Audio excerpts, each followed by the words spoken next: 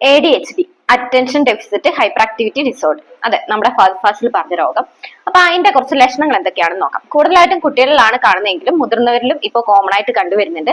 അപ്പം എന്താണ് അതിന്റെ പ്രധാനപ്പെട്ട ലക്ഷണങ്ങൾ എന്ന് നോക്കാം. അതായത് ഒരിടത്തും നമുക്ക് ശ്രദ്ധ കിട്ടാണ്ടിരിക്കുക, ഒരിടത്തും ഫോക്കസ് ക്ലിയർ ആവാണ്ടിരിക്കുക, മറവി ഉണ്ടാവുക, അതുപോലെ തന്നെ പിരിപിരിപ്പ് എന്ന് പറഞ്ഞു കഴിഞ്ഞാൽ കുട്ടികളിലാണെങ്കിൽ ഇങ്ങനെ ഓടി നടക്കുക, ഒരു സ്ഥലത്ത് അടങ്ങിയിരിക്കാത്ത അവസ്ഥ, ഒരു കാര്യത്തിൽ കോൺസെൻട്രേറ്റ് ചെയ്യാൻ പറ്റാണ്ടിരിക്കുക, അശ്രദ്ധ ഉണ്ടാവുക, ഭയങ്കര റെസ്റ്റ്ലെസ്നെസ് പ്രകടിപ്പിക്കാം. അപ്പൊ ഇതൊക്കെയാണ് മെയിൻ ആയിട്ടുള്ള സിംറ്റംസ്.